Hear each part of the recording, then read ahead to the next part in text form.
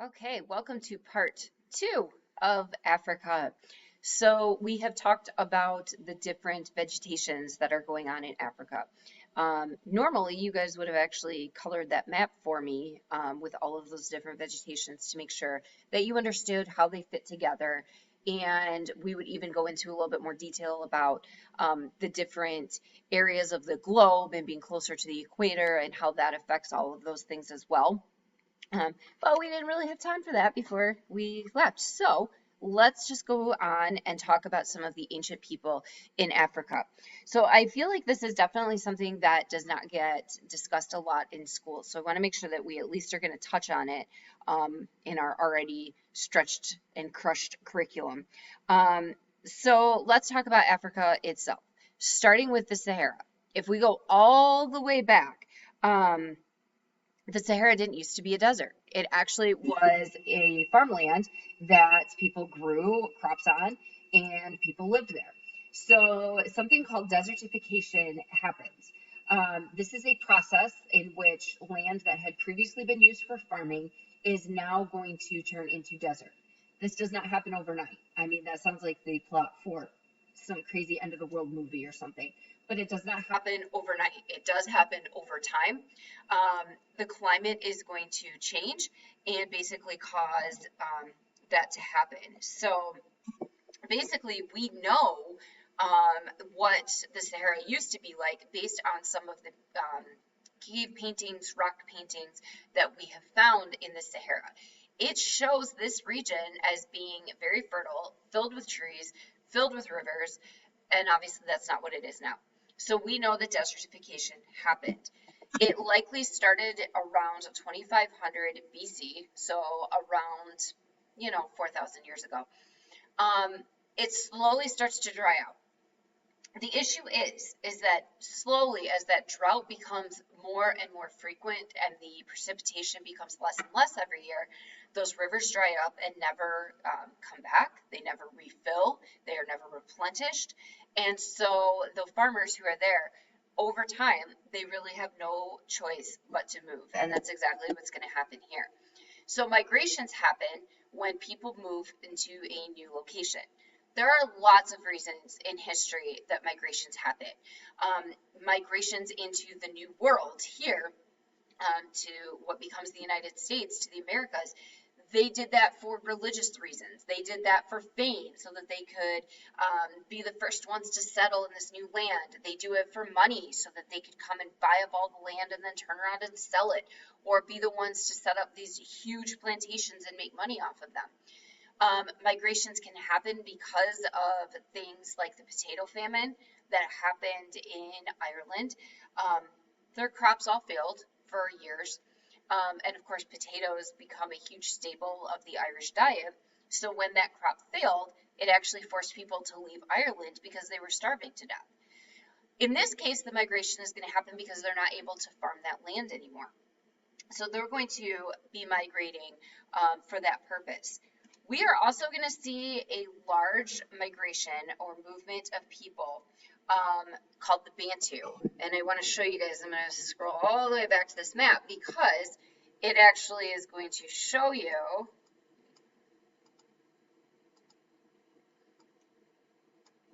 the migration. So the Bantu people lived right around this area here. Bantu actually comes from, that was the name of their language, so that's why we refer to them. Some history books and historians call them the Bantu-speaking people instead of just the Bantu. But they are going to migrate southward and over to the east. And then you can see that actually once they get here, they continue southward this direction. So that's what the migration pattern is. It took about 2,000 years from the time that they start to migrate from here until they actually get to their sort of ending point.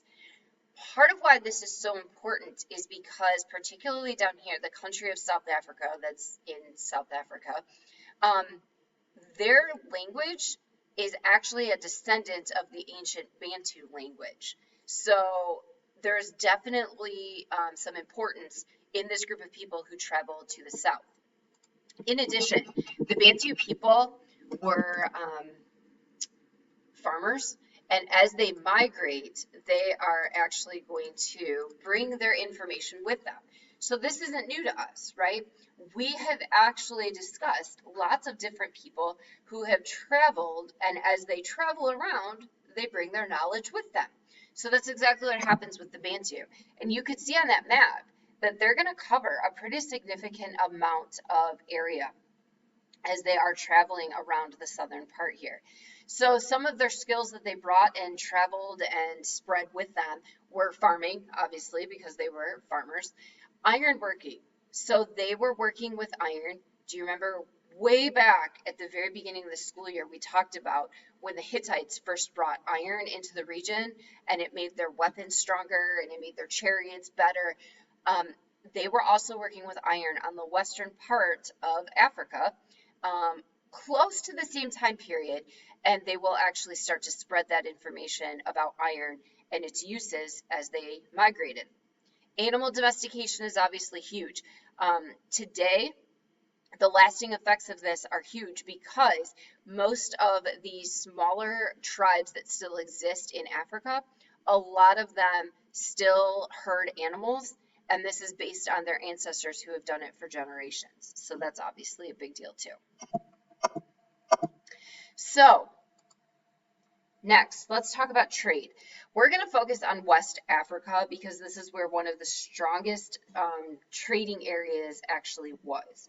So first of all, the farmers were able to start producing a surplus, which I think we mentioned once before. When people stopped being nomads and started farming, they started to have more food than they needed. That's what we call a surplus. So if you have more food than you need, everybody is well fed and you still have extra, you can trade that so that you can get other goods. And that's exactly what's going to happen for these savannah farmers. So they will start to go to other villages and they will trade their surplus of goods for the other village's surplus of goods. And of course, trade has been a huge deal for us this entire school year. Almost every single chapter has had something that has dealt with trade because people want stuff that they don't have. So the savannah farmers will start to do that trading, and this starts out very small, but it's going to turn into a massive, massive trade network. As we said, it's going to expand. We're going to go south into the wooded areas, so off the savannah and into the wooded lands, and also across the Sahara. So they are actually going to create trade routes that will go across the Sahara Desert. They will come to docks at trading posts that are in the Mediterranean, and from there they are going to sail around the Mediterranean and trade with the Iberian Peninsula, which is Spain today, with Rome, and also with the Greeks. So trade is going to become very expansive here. There are two goods that are probably the biggest deal in all of Africa that people are wanting to trade: salt and gold. So look, you guys know how much I love food, right? And when I was growing up, my mom didn't know how to cook. She will flat out tell you that. I'm not telling you anything that she doesn't know. She seasoned everything with salt and pepper, and like that was it, except at Thanksgiving. She used poultry seasoning on the turkey. So pretty much that was my mom. Salt for them is going to be more than making their food taste better, although we know that obviously seasoning food tastes better. Salt is super important because you need salt in your diet. Now, you can have too much, right? We talk about watching your sodium intake, and too much salt is bad for your heart and all that. But you need salt in your diet. And people who live in very dry climates actually use salt to help replenish water in their bodies. So when you are in that super dry climate and you sweat, it's why your sweat tastes salty, because it's coming out of your body. You need to replace that. You do need some salt in your diet. So not only did they want it to possibly dry out meat and be able to preserve that, but they need it in their diet as well. Gold is super available in this region. They find it in the rivers in West Africa. It can be found as small as little bits of dust and all the way up to like big nuggets. So it's kind of like when we talk about the gold rush that happens in the United States, and people would, they'd be excited if they found one little nugget of gold. You could get big nuggets of gold here. It is so readily available that it becomes the dominant thing that's being traded. The thing that's crazy about that, though, is that people are literally willing to trade a pound of gold for a pound of salt. A pound of gold for a pound of salt. What? That's crazy. So this actually shows you how important salt was to their diet and to that trade. Because obviously you go to the grocery store and you buy like the little can of Morton's salt and it's like $1.50, right? You are not gold, that much gold. That's nuts. So it's obviously super important and it is going to become the basis for the trade. So this actually shows you a map we're talking about right over here with the Western countries or civilizations that are going on in Africa. We are going to talk about Ghana, which is located right inside of this green circle. And we are going to talk about Mali, which is all of this yellow shaded in area here. Those are the two we're going to focus on. But you can see that there are cities all over, right? So all the way down here in the southern part, along this coast here, Mogadishu, you guys, is actually a city in Ethiopia, which is right here. That's like how old it is, because it's on the map from 1000 BC to AD 1600. That city is still there. If we go right up here, you can see Cairo, because this is where Egypt is. And then, of course, we've got the Arabian Peninsula. Here's Mecca. Mecca was a huge trading post, which we talked about in the last section about Islam. And you can see these trade routes and how they connect everything. I find this one to be super interesting because there's no cities here at all. Check out this trade route that just runs along the river and it doesn't go anywhere else. So the people who were on this trade route were actually coming here trading with who? There was no definite civilized cities in these areas, but it doesn't mean that there were not villages along here that people were willing to trade with. And of course, you can see that they stayed very close to the river. They would have come back out to the sea and then sailed back. Up here, you can see the trade routes that go across the Sahara. There's actually several of them leading to these major cities, some of which still exist. Tripoli is still a city. Obviously, Cairo is still a city. Maybe you've heard of Timbuktu before. Now you know where it is, right there.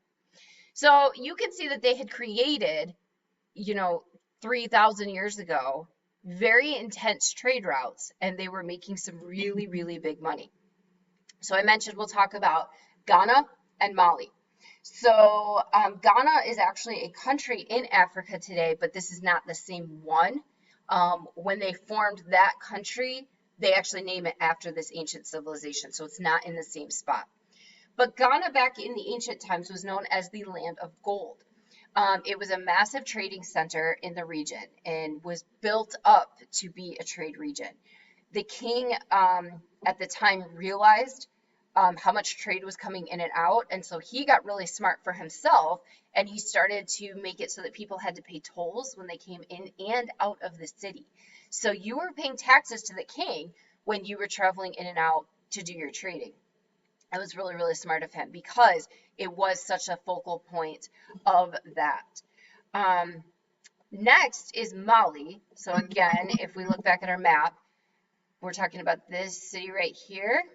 And then Mali is all of this yellow part here. So it's much bigger.